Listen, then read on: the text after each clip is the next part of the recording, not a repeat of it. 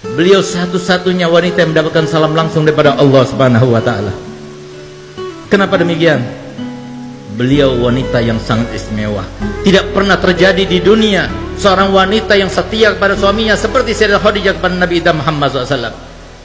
Pertama kali beliau kawin dengan Nabi Muhammad. Nabi Muhammad umurnya masih 25 tahun, belum diangkat menjadi Rasul.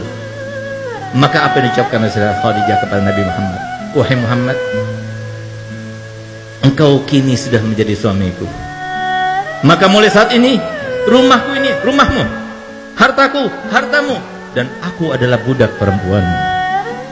Beliau ucapkan yang semacam itu bukan cuma ucapan bualan, tapi dibuktikan semenjak beliau menjadi istri Nabi Muhammad, semua karirnya ditinggalkan, semuanya difokuskan kehidupannya hanya untuk Nabi Muhammad. Nabi Muhammad diberikan harta yang banyak, diberikan ini, sodakokan, dipinjamkan, silaturahmi, sampai ketika Nabi Muhammad diangkat menjadi seorang Nabi dan Rasul, beliau sudah tidak punya. Sampai suatu waktu di sela-sela dakwahnya Nabi Muhammad SAW, beliau pernah ketika masuk ke rumah Sayyidatuna Khadijah, Sayyidah Khadijah sedang menyusui Sayyidah Fatimah.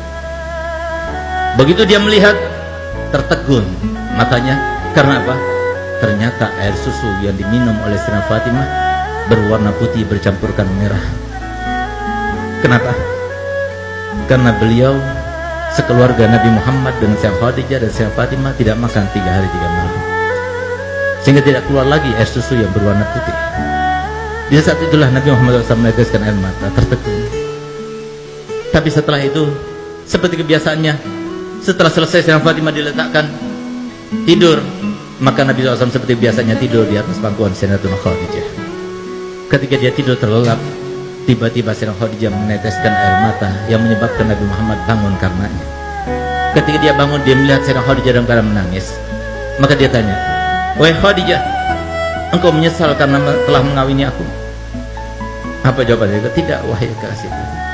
Tidak, wahai kekasihnya Allah. Aku menangis karena dulu waktu aku kaya, karena dulu waktu aku berpengaruh, karena dulu waktu aku punya, aku kerahkan semua yang aku punya untukmu, untuk dakwahmu. Sekarang aku tidak punya apa-apa. Aku yang membantumu, aku tidak punya apa-apa. Kalau penyesalan itu ya Rasulullah, kalau engkau anggap aku menyesal karena telah mengawinimu, dengarkan perkataanku. Kalau seumpama aku sudah meninggal dunia, sementara engkau masih membutuhkan biaya, engkau tidak mendapatkan biaya itu, galilah kuburanku, ambillah tulang belulangku, rakitlah, gunakan untuk sampanmu, untuk jadikan sebagai rakitmu, untuk perjalanan dakwahmu. Kalau engkau mau, pergilah ke pasar, juallah, dan hasil penjualannya kau gunakan untuk biaya dakwahmu." Sayyidah Khadijah bukan cuma bualan saja. Sampai detik-detik akhir umurnya, ketika beliau dalam keadaan sakaratul maut, yang bahkan beliau tersenyum pun sudah tidak bisa, yang dengan kesaksian Nabi Muhammad dan sumpahnya Nabi Muhammad, "Demi Allah, seumur hidupku aku tidak pernah melihat Sayyidah Khadijah melakukan suatu tindakan, mengucapkan suatu ucapan yang membuat hatiku risau dan galau karenanya. Demi Allah, aku tidak pernah menginginkan sesuatu untuk dilakukan oleh Sayyidah Khadijah kecuali sebelum aku utarakan, beliau sudah melakukannya untukku."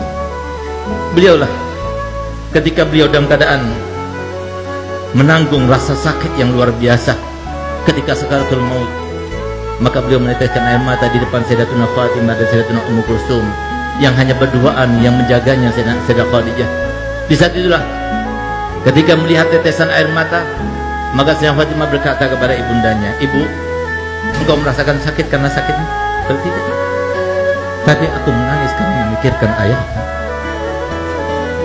Kalau aku sudah meninggal, siapa akan masakan untuk ayahmu? Siapa akan mencucikan baju untuk ayahmu?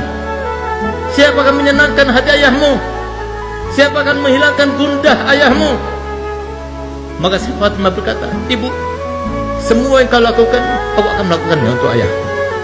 Subhanallah, sehingga pantas Sayyidah Fatimah dijuluki oleh ayahnya Ummu Abiha, ibu dari ayahnya sendiri. Setelah Sayyidah Khadijah meninggal dunia, semua yang dilakukan oleh Sayyidah Khadijah, semuanya dilakukan oleh Sayyidah Fatimah.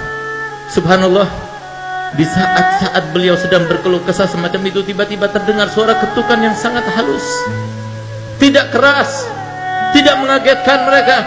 Begitu kedengaran suara ketukan yang sangat halus tersebut, maka langsung isi rumah itu Sayyidah Khadijah, Sayyidah Fatimah mengatakan, "Ayahmu datang, bangunkan aku, bangkitkan aku. Sayyidah Khadijah duduk sudah tidak kuat, tapi minta pada Fatimah supaya ditopang dengan lututnya, supaya kelihatan seakan-akan dia duduk. Yang tadinya wajahnya bersenyum saja tidak bisa, dipaksakan untuk tersenyum. Sehingga ketika Nabi Muhammad datang melihat Sayyidah Khadijah dalam keadaan semacam itu, dikiranya oleh Nabi Muhammad Sayyidah Khadijah dalam keadaan sudah baik, sudah enakan. Maka Nabi Muhammad, kalau begitu aku akan meneruskan dakwahku. Dia keluar kembali. Setelah keluar beberapa langkah ke depan, tiba-tiba Sayyidah Fatimah membuka lagi pintunya dan memanggilnya, Abah, Abah, ibu sudah meninggal dunia.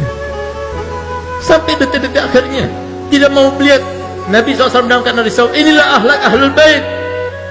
Ini akhlak yang diajarkan Nabi Muhammad SAW kepada anaknya, kepada istrinya. Semuanya berkorban untuk apa? Meraih ridho